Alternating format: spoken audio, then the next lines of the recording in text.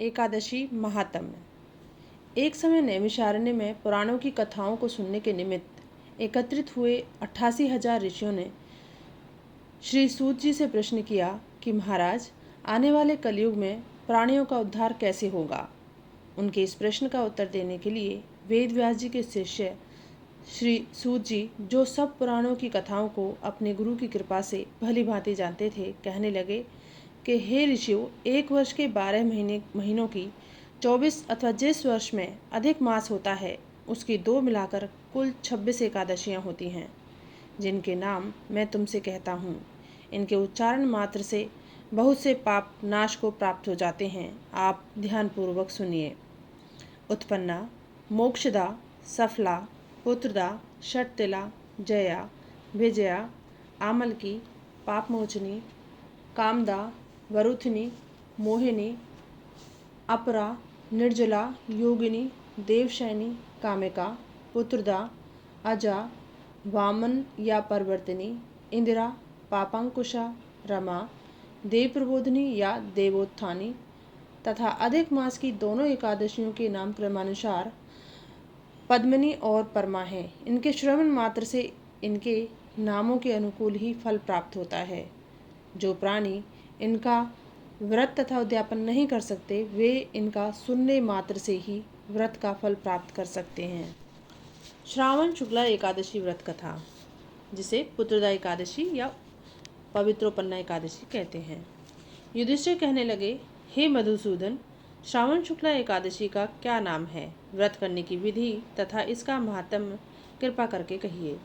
श्री कृष्ण जी बोले, हे राजन, इस एकादशी का नाम पुत्रदा है। अब आप शांतिपूर्वक इसकी कथा सुनिए। द्वापर युग के आरंभ में महिष्मती नाम की एक नगरी थी, जिसमें महीजीत नाम का राजा राज्य करता था, परंतु पुत्रहीन होने के कारण राजा को राज्य सुखदायक नहीं लगता था। जिसके संतान न हो, उसको यह लोक और परलोक दोनों ही दुखदायक होते हैं। पुत्र सुख की प्राप्ति के लिए राजा ने अनेक उपाय किए, परंतु राजा को पुत्र की प्राप्ति नहीं हुई।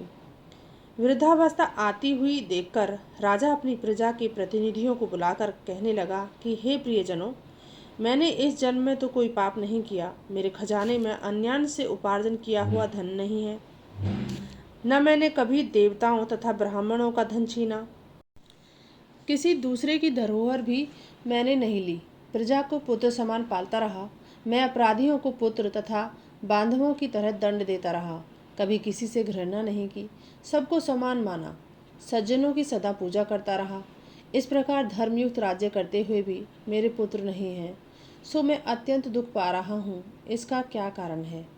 राजा महीजीत की इस बात को विचारने के लिए मंत्रीगण तथा प्रजा के प्रतिनिधि वन को गए और बड़े बड़े ऋषि और मुनियों के दर्शन करते हुए राजा के हित की उत्तम कामना की पूर्ति के लिए किसी श्रेष्ठ तपस्वी मुनि को देखते फिरते रहे।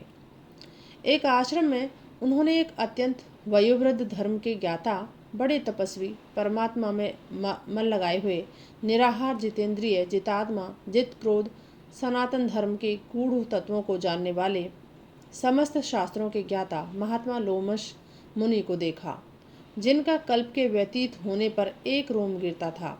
सबने जाकर ऋषि को प्रणाम किया और उनके सामने बैठ गए।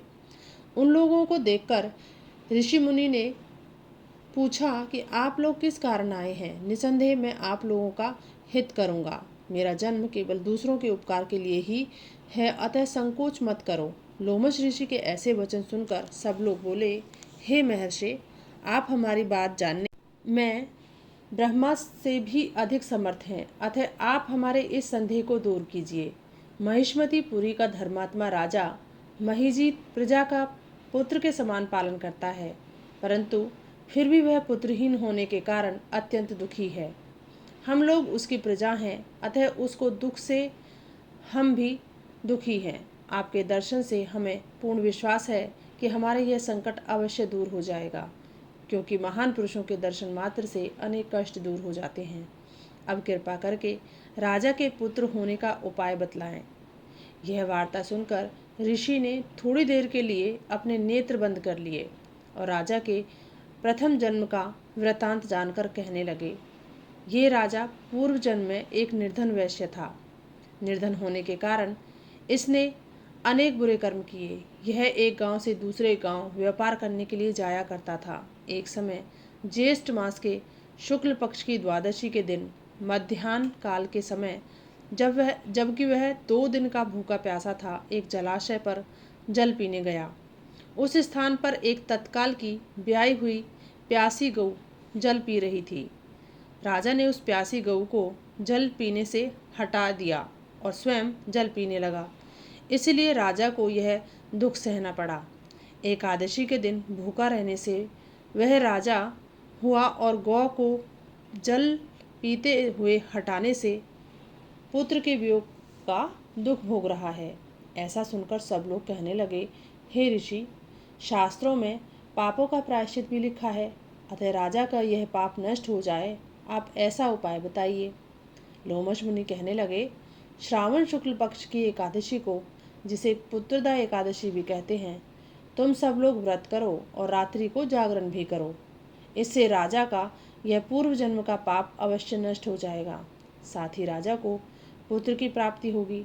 लोमश ऋषि के ऐसे वचन सुनकर मंत्रियों सहित सारी प्रजा नगर को वापस लौट आई और जब श्रावण शुक्ला एकादशी आई तो लोमश ऋषि की आज्ञा अनुसार राजा सहित सबने पुत्रदा एकादशी का व्रत और जागरण किया।